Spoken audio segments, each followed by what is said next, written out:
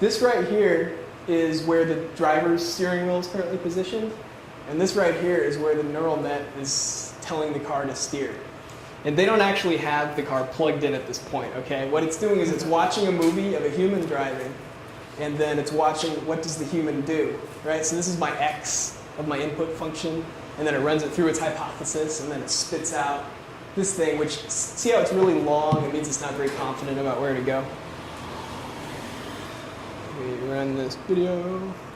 Using the back propagation learning algorithm, Alvin is trained to output the same steering direction as the human driver for that image.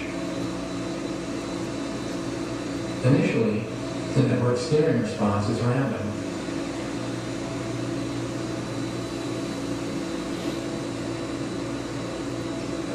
After about 2 minutes of training, the network learns to accurately imitate the steering reactions of the human driver.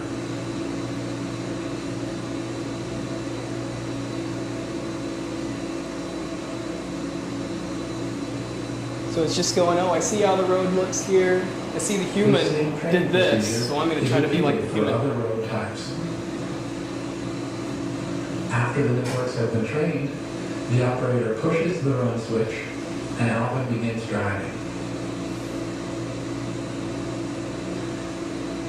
12 times per second, Alvin digitizes an image and feeds it to its neural networks.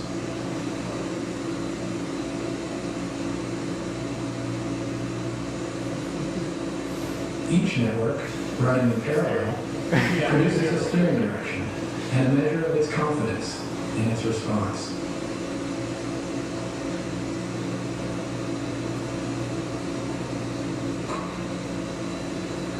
The steering direction from the most confident network, in this case, the network trained for the one-lane road, is used to control the vehicle.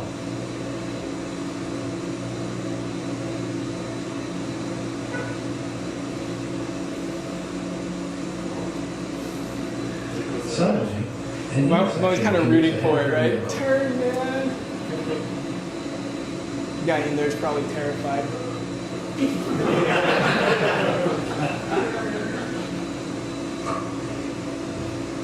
As the vehicle approaches the intersection, the confidence of the one-lane network decreases.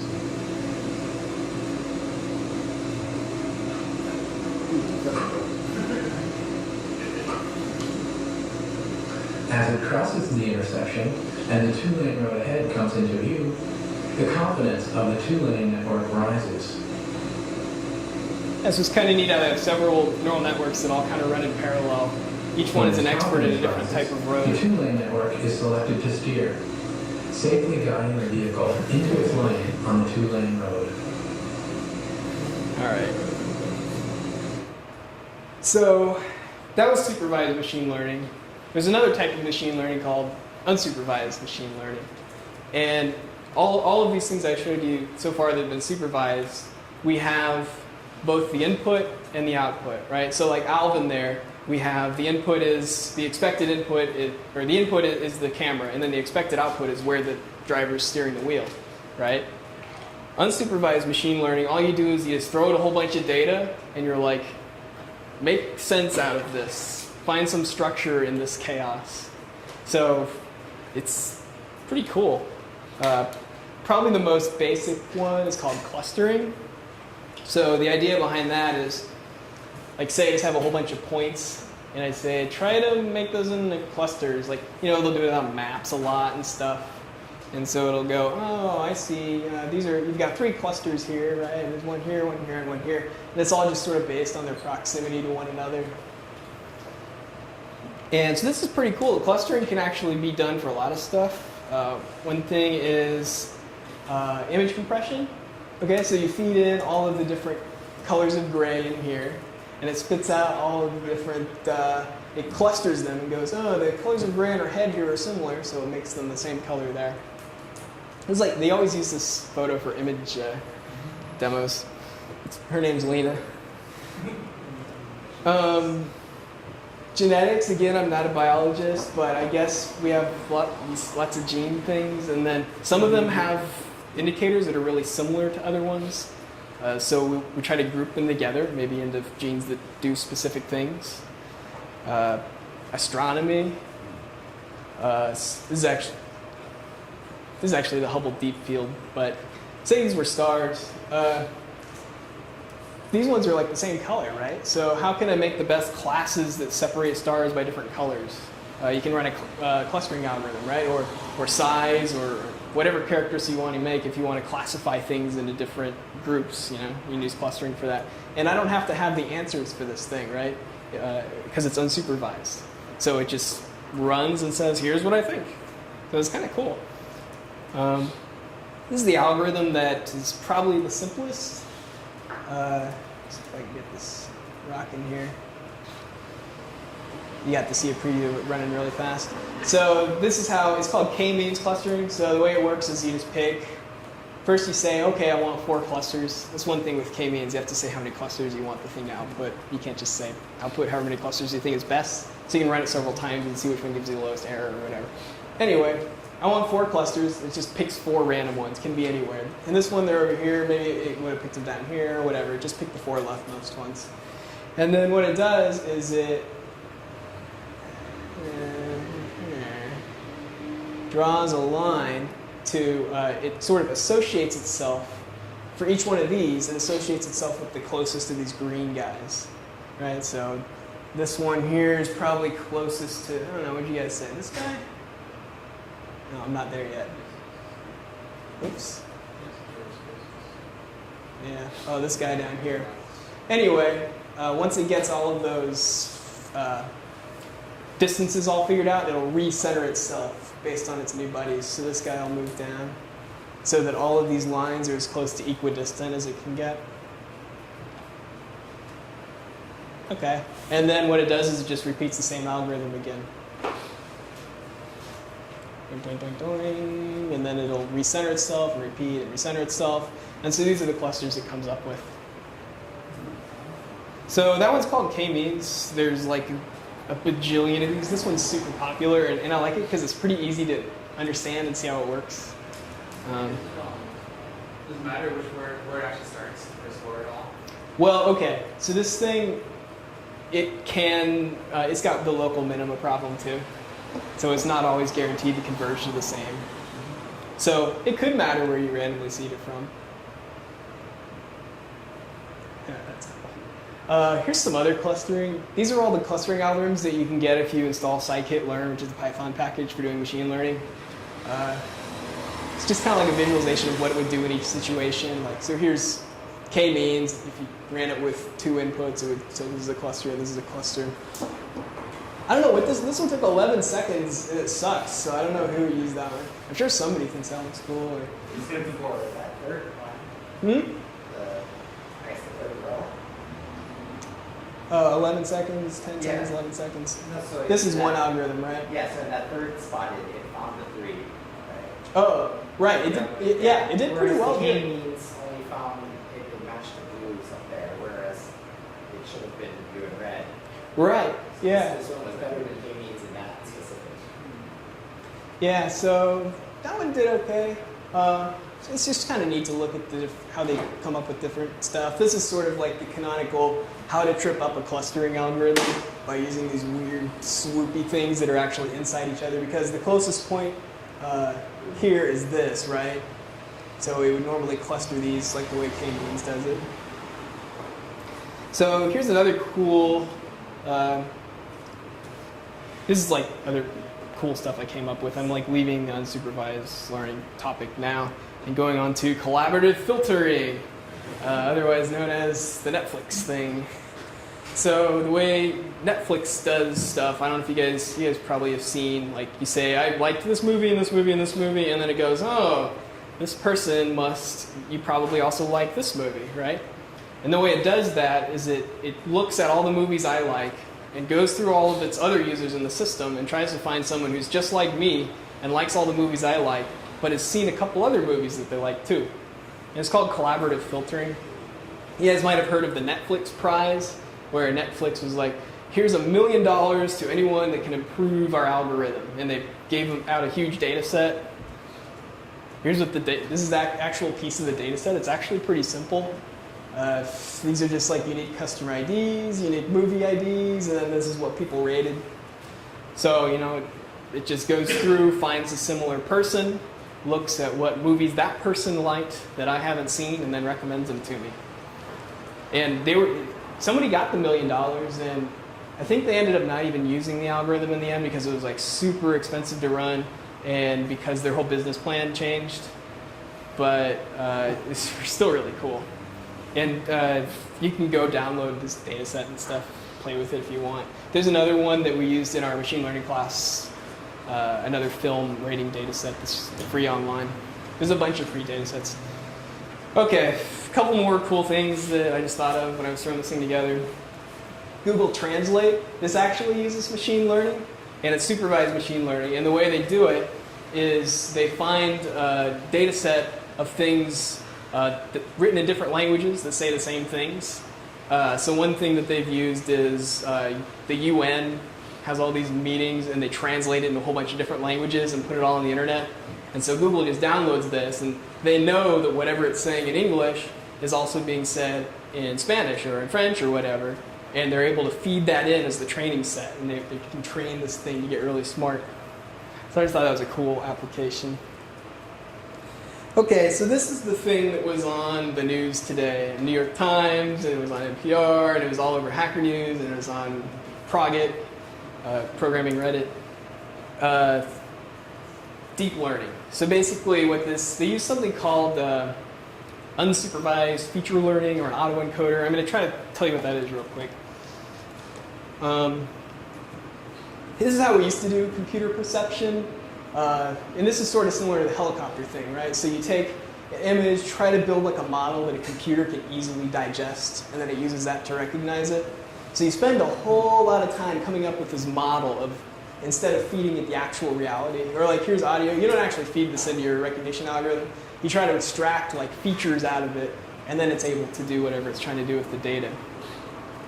And they've been working on these algorithms for decades. I mean, years and years of research has gone into these. These are some different image recognition algorithms that are like state of the art right now. And they build a model of like what a given image is supposed to look like to make it easier for the computer to recognize things. What they've done with this paper now is they say, you know what, screw all these models, let's just feed the data into our neural network and then let it try to build its own model. Which is sort of like the same thing they did with that helicopter, right? Instead of creating a model of how a helicopter responds to various inputs, like a priori or just like by coming up with things, they're able to do it in a learning algorithm way, using things called autoencoders, which is a neural network. But basically on these, what you're trying to do is you feed this in and then you want the input to match the output. So you sort of train all these parameters to try to match your inputs. And then you see how it kind of squeezes down in the middle? It sort of forces the computer here to take your data and compress it into some sort of form that's not just the raw pixels. It's like some sort of more meaningful representation somewhere in the middle of this autoencoder. So here's what they did in that paper that just came out. Is they went to YouTube, downloaded it was like 20 million YouTube videos, I think, and took a 200 by 200 chunk out of the middle of the thing, color chunk out of the middle of the video. These are just some examples of data from their ridiculous number. And they fed this into a distributed version of, really a distributed, super complicated version of that autoencoder thing I was showing you. And it tries to learn features about these things. So one thing it was able to do, let me go back here. So basically what happens is, they feed these images and maybe they feed this guy in here, and then this thing's trying to replicate a similar thing over here. But we don't really care about this. What we care about is what's going on in here. Oops. What's going on in the middle? What sort of features are they extracting from this data? And so what we can do is, after we have this, let's show this thing a picture of, reverse the network, show it a picture, or well, you don't have to reverse it, you just feed it in here, but if you showed a picture of like a face or something, you look over here and see what neurons light up. So you showed a picture of a face and you go, oh, hey, this guy over here is lighting up. Or if you showed a picture of a car or something. You go, oh, this guy's lighting up. It's kind of like when they, and here I am doing biological analogies again, but it's like when they put your head in an fMRI and you're like, oh, look at a girl. And it's like, oh, the girl center of his brain lit up, right? So they're not explicitly saying, hey, computer, learn how to recognize faces. You're just saying, here's a bunch of data, look at it, and then try to build a representation of it. So it's kind of a cool way of doing this. So here's what happens when they found out what neuron to light up to do faces. These are the faces that it pulled out. I don't know what that thing is. So it's pretty good. So basically, you know, all they did was they saw, okay, this neuron lights up, so let's find all the images where that neuron lights up when we feed in things. And these are the ones it came up with. Here's something kind of creepy. They manually reach in and light up that one neuron. Here's what the computer's idea of what a human face looks like. Kind of cool, right? Looks like he's got a mustache going there or something, right? So would you say that's like an average of all those data sets? What they call it is the ideal stimulus. So this is the face that's, according to this neural net, which they've trained on 2 million things, this is the image that looks the most like a face, that lights up that face neuron the best out of any image they could have given it. So yeah, maybe it is sort of a average, but they got to it in a convoluted way. More like an archetype. Yeah. Than an average, perhaps. So, you know, this is the internet. They've used YouTube. Well, what's on YouTube? Well, pictures of cats, right? So they also were able to recognize cats, right? So this computer looked at 2 million YouTube videos, which is cool because a human would go insane. And what does it learn how to recognize? Of course it learns how to recognize cats. But that's not the only stuff. They ran it against, it's an owl up there, isn't it? There's 2 tricks. Yeah. Yeah, the one on the bottom. Yeah. They used 160,000 cores to do, or 16,000, not 160, wrong word magnitude. 16,000 cores, millions of images. And they actually did more than just cats and faces. They did like human bodies, you can see if you read the paper. And I think they ran it against this other benchmark set, which is like recognize these 200,000 different types of objects. And it did better than all of the hand-tuned algorithms had ever done previously in the past. So this thing works like really pretty dang well.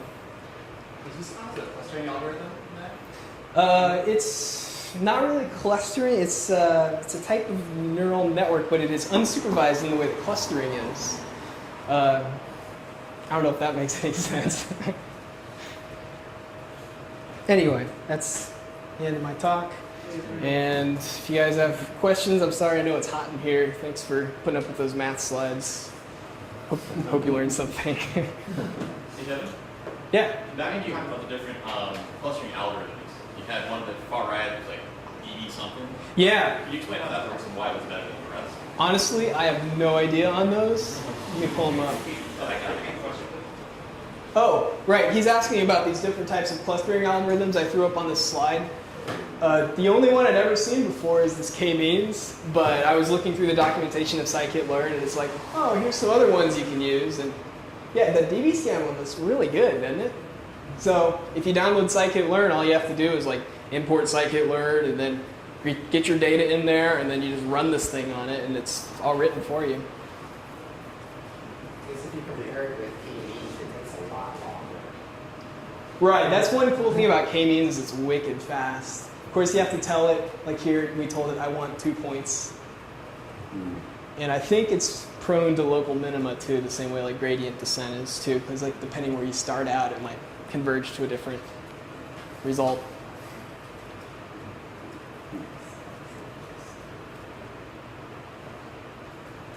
Was that like too confusing or anything? I didn't know like how mathy to get. It was good. Yeah, right on. Great review. Cool. Thanks. Thanks everybody. We can put this together pretty quick too, so thanks a lot. Oh, no problem. Thanks to Kyle for organizing all this stuff. And